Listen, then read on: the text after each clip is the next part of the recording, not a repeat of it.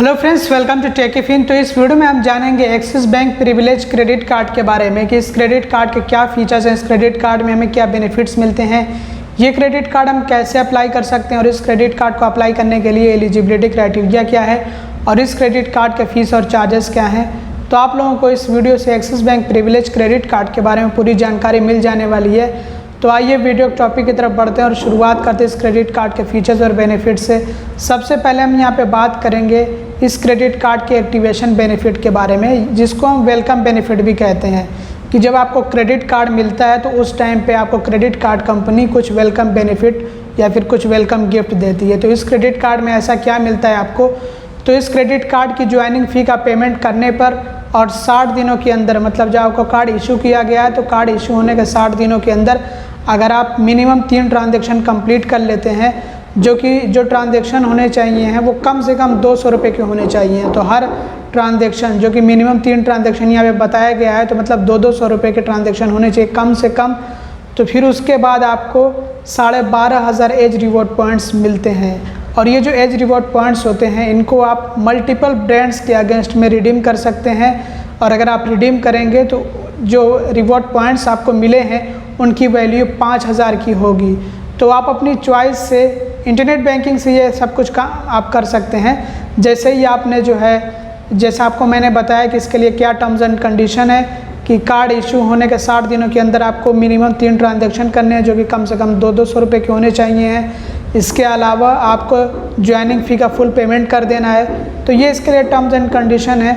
उसके बाद आप एलिजिबल हो जाते हैं कि आपको 12,500 जो एज रिवॉर्ड पॉइंट्स मिल जाएंगे, जिनको आप मल्टीपल ब्रांड्स के अगेंस्ट में रिडीम कर सकते हैं और वर्थ होती है 5,000 रुपये की।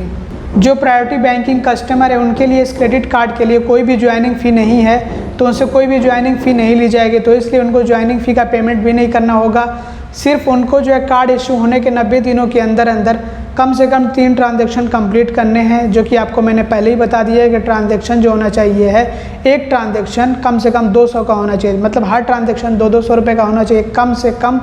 तब जो है एलिजिबल होंगे जो प्रायोरिटी बैंकिंग कस्टमर हैं। तो उनको जो है सिर्फ यहाँ पे एक बेनिफिट मिल रहा है कि उनको ज्वाइनिंग फ़ी का पेमेंट करने की ज़रूरत नहीं है क्योंकि उनसे ये फ़ी नहीं ली जाएगी, लेकिन उनको यहाँ पे आधे एज रिवॉर्ड पॉइंट्स मिलेंगे। तो आधे एज रिवॉर्ड पॉइंट्स का मतलब ये है 6,250 रिवॉर्ड पॉइंट्स मिलेंगे। तो इसी रिवॉर्ड पॉइंट्स को वो जो है मल्टीपल ब्रांड्स के अगेंस्ट में रिडीम कर सकते हैं।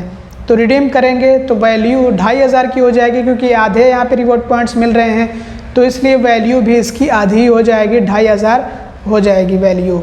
जो मल्टीपल ब्रांड्स के अगेंस्ट में रिडीम करना चाहें तो रिडीम कर सकते हैं, मतलब अपनी चॉइस का ब्रांड कोई चूज़ करके और उसके अगेंस्ट में अपने रिवॉर्ड पॉइंट्स को जो है इस्तेमाल कर सकते हैं, कन्वर्ट कर सकते हैं। तो आपको उस कंपनी का, उस ब्रांड का वाउचर मिल जाएगा।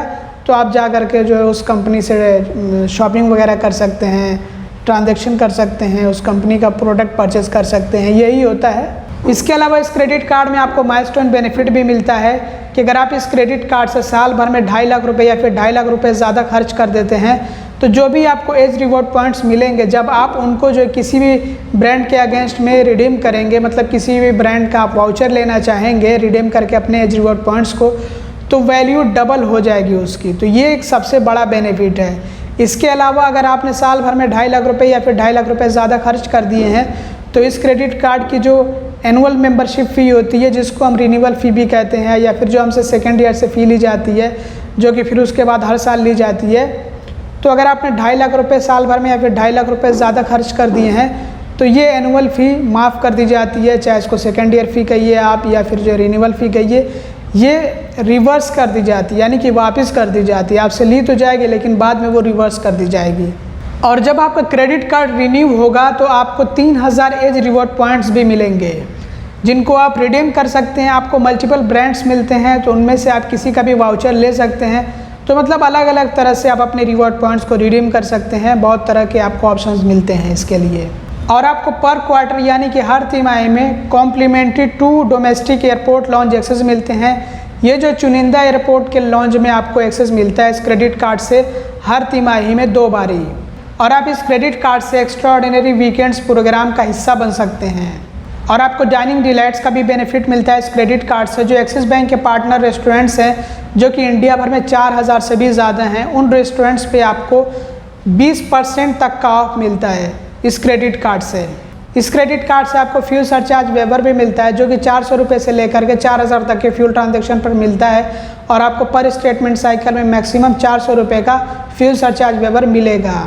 लेकिन जो फ्यूल सरचार्ज पर GST आपसे लिया जाता है वो रिफ़ंड नहीं होता है, मतलब कि वो माफ़ नहीं किया जाता है। तो GST तो आपसे लिया जाएगा, जो सरचार्ज होता है मतलब 1% अगर आपसे मान लीजिए कि सरचार्ज लिया जा रहा है तो उस 1% पे जो GST आपसे लिया जा रहा है वो GST आपको नहीं जो है रिफ़ंड किया जाएगा, वो नहीं माफ़ किया जाएगा, वेव नहीं किया जाएगा। सिर्फ जो है सरचार्ज जो 1% आपसे लिया जा रहा है वो आपको जो है एक तरह से माफ़ करके रिफ़ंड कर दिया जाएगा। इस क्रेडिट कार्ड से हर 200 रुपये खर्च होने पे आपको 10 एज रिवॉर्ड पॉइंट्स मिलेंगे, चाहे वो ट्रांजैक्शन डोमेस्टिक हो या फिर इंटरनेशनल हो।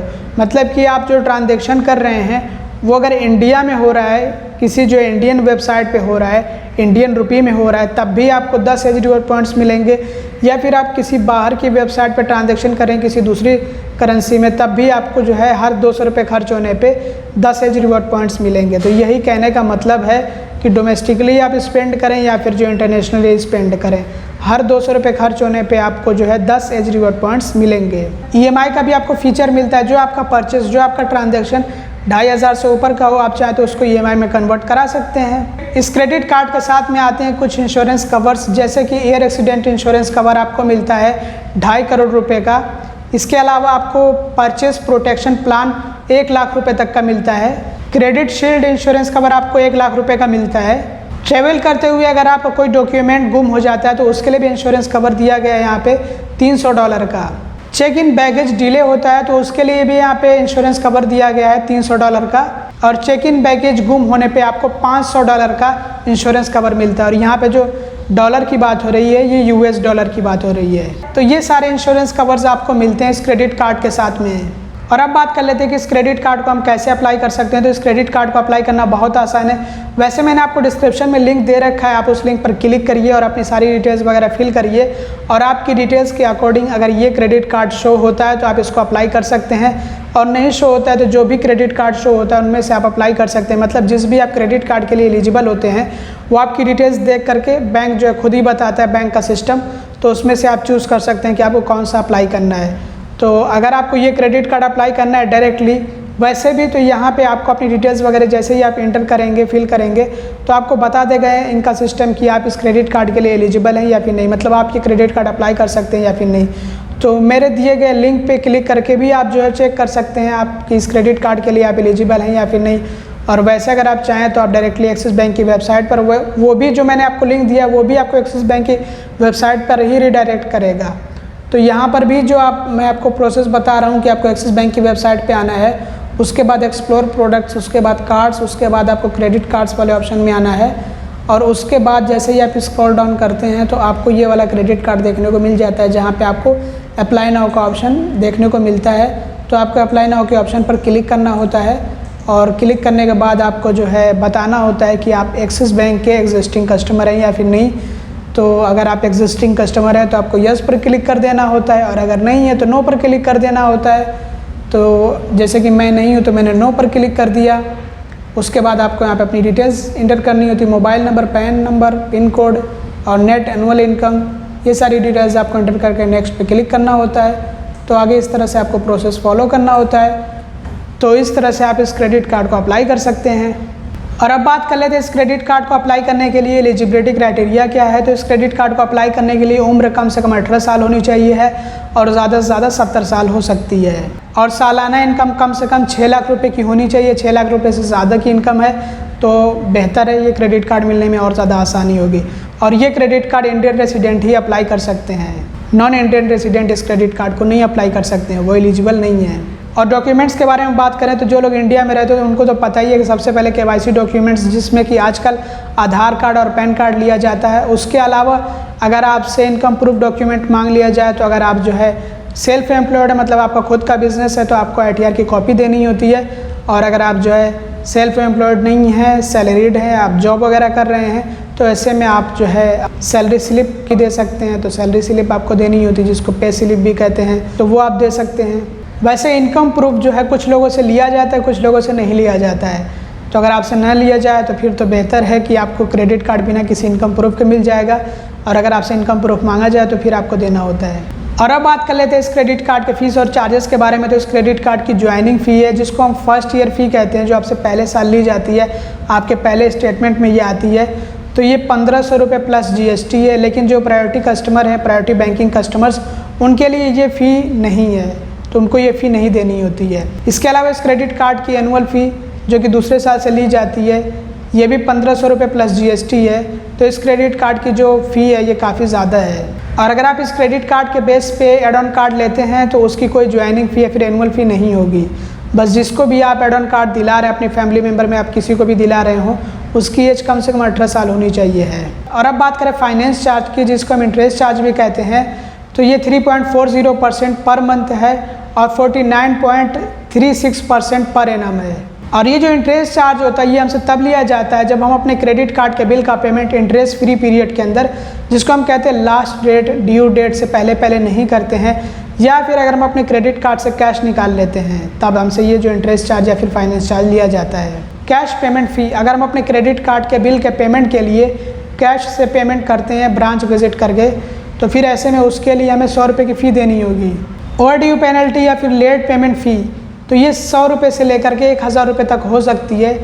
ये फ़ी हमसे तब ली जाती है या फिर ये पेनल्टी हमसे तब ली जाती है जब हम अपने क्रेडिट कार्ड के बिल का पेमेंट इंटरेस्ट फ्री पीरियड के अंदर, या फिर आपका ये लास्ट डेट या फिर ड्यू डेट से पहले नहीं कर देते हैं, लेट कर देते हैं, तब हमसे ये फ़ी ली जाती है।